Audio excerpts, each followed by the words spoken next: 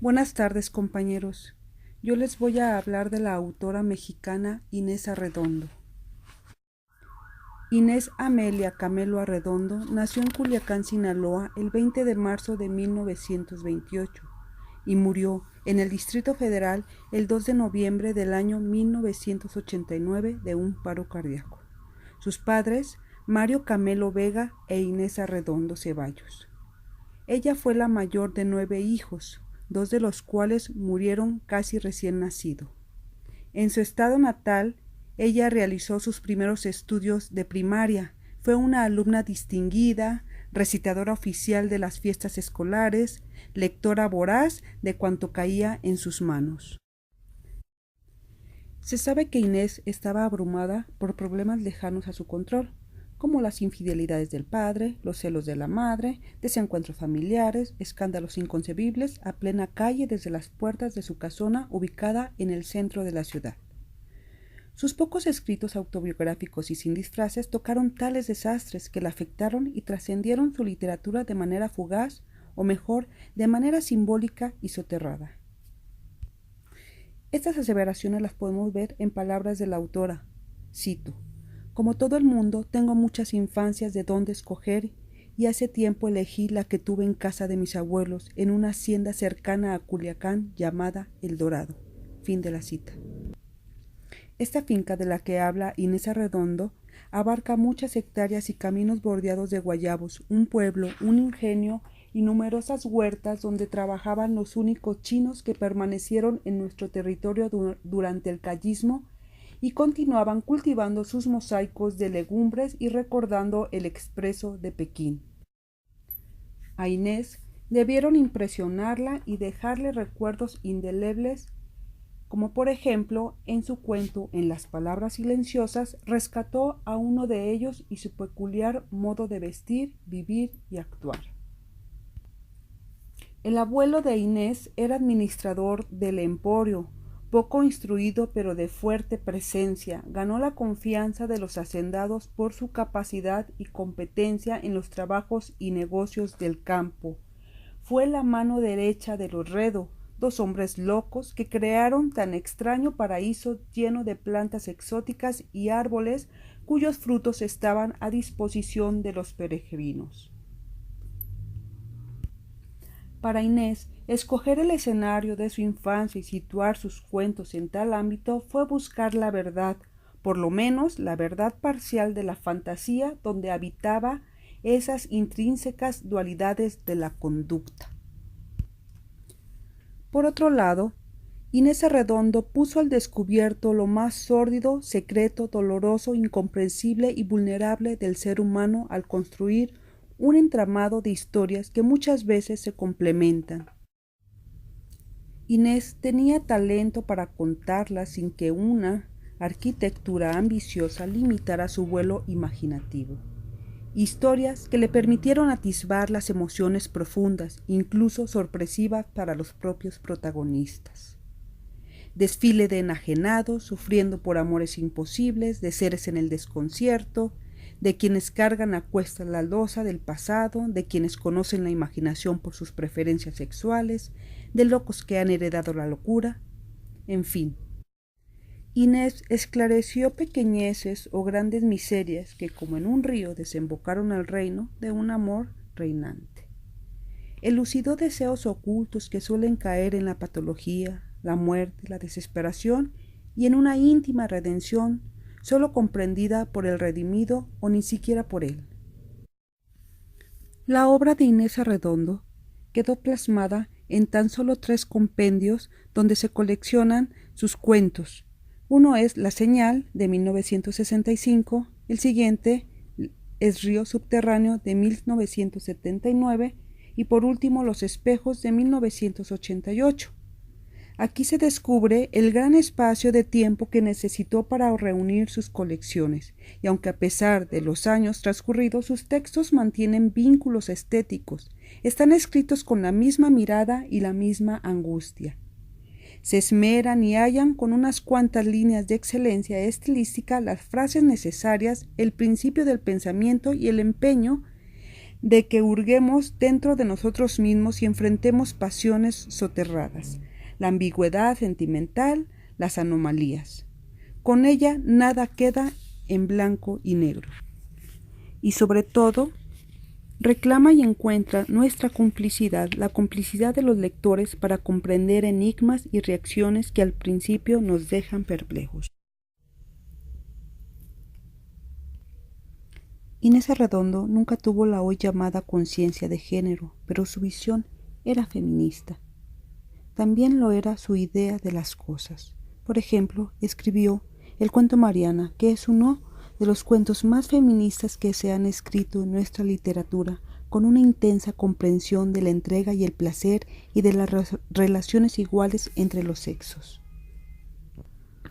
Por otro lado, Inés Arredondo habló con insistencia del aborto, la maternidad, las frustraciones de las mujeres y padecía, como lo padecemos todos, la condena ontológica de haber nacido sola y estar condenada a una muerte individual.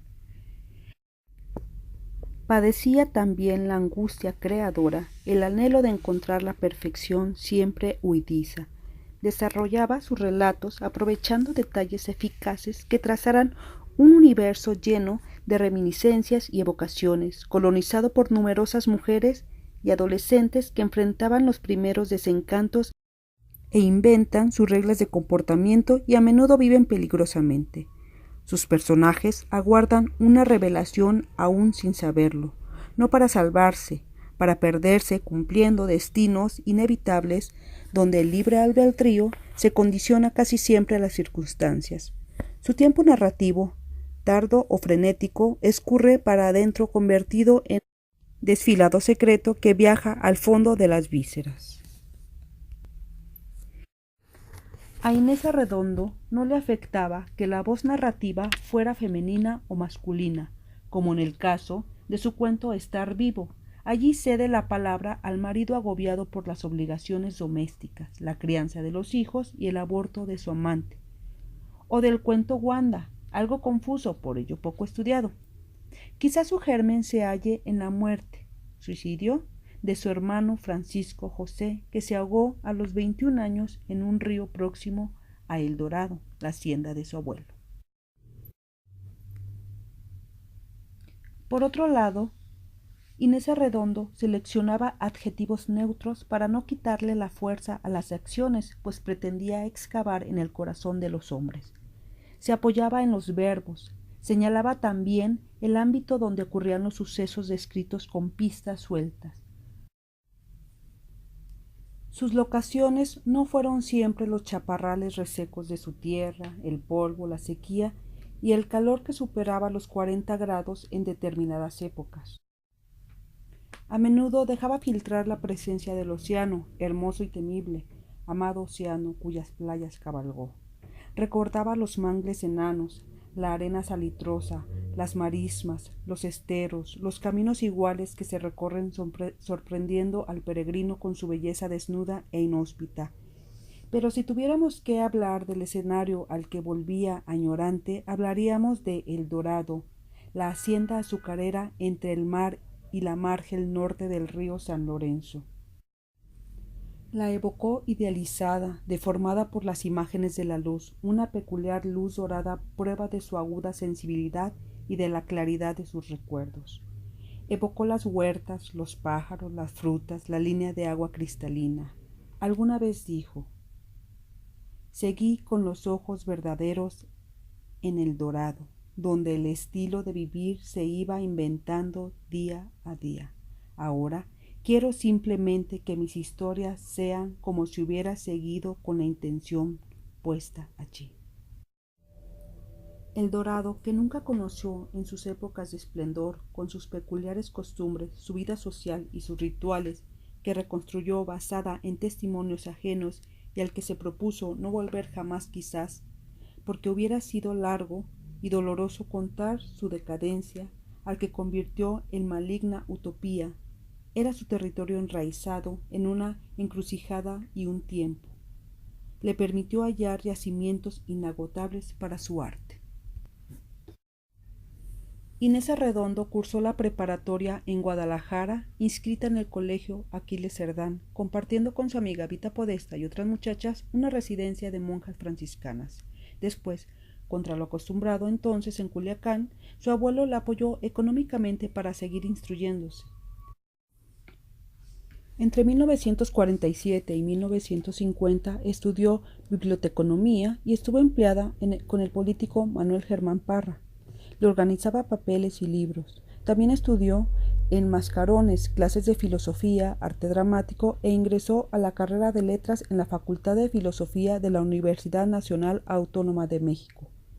Trató así a los grandes maestros que por entonces poblaban las aulas. Perteneció al Teatro Estudiantil Autónomo dirigido por Javier Rojas. Desde los últimos meses de 1951 hasta finales de 1952, dirigió ella misma el Teatro Estudiantil Universitario en su ciudad e impartió clases en la universidad de su ciudad. Pero la metrópoli ofrecía conciertos, exposiciones de artes plásticas, festivales cinematográficas y le permitía independencia. Quiso obtener la licenciatura en Letras Españolas con una tesis titulada Sentimientos e ideas políticas y sociales en el teatro mexicano de 1900 a 1950, asesorada por José Rojas Garcidueñas. Obtuvo la licenciatura con acercamiento al pensamiento artístico de Jorge Cuesta, que sacó primero la Secretaría de Educación Pública y fue publicado luego en sus obras completas. Define al poeta como uno de esos pensadores tan ricos que se necesita estudiarlo por fracciones. Así extiende como hilo conductor un ensayo de Cuesta sobre Díaz Mirón, el mejor de sus ensayos, lo cual de cualquier modo parecería pobre para una tesis que en un principio pretendió ser de maestría, tan pobre como el resumen bibliográfico de 35 títulos en el que incluye poesía y prosa de Gilberto Owen. Sin embargo, mientras desarrollaba sus propósitos, descubría un amplio abanico de intereses culturales. Apuntaba a la enorme inteligencia y personalidad de ambos artistas, Cuesta y Díaz Mirón. Durante los primeros meses de 1953, Inés se casó por la iglesia en Culiacán con Tomás Segovia, un año mayor que ella. Procrearon 4 hijos, de los cuales vivieron 3, Inés, Ana y Francisco. El matrimonio, con intervalos y desajustes, lejanías y reconciliaciones, duró hasta 1965. En una entrevista contestó a la pregunta de por qué varias escritoras mexicanas nos emparejamos con literatos. Y contestó: cuando encuentras a un hombre que te escucha y te aprecia, te casas con él, ¿no? Y más adelante dice: en mi caso, el matrimonio fue un desastre, pero la comunicación era perfecta. Arredondo fue maestra en escuelas preparatorias, desempeñó también varios cargos en la Biblioteca Nacional y en 1961 a 1962 recibió la beca del Centro Mexicano de Escritores en la Academia Generación, cuando también la disfrutaron Miguel Sabido, Vicente Leñero, Jaime Augusto, entre otros. Pues declaró que la había solicitado por dinero y que resultó un año perdido, pues nunca fue capaz de escribir un cuento al mes y que solo consiguió algunos abortos.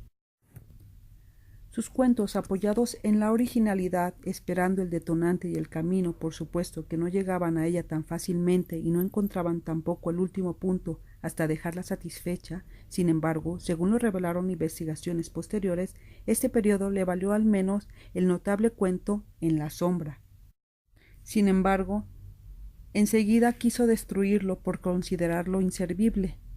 García Ponce lo impidió y por ello está dedicado a él.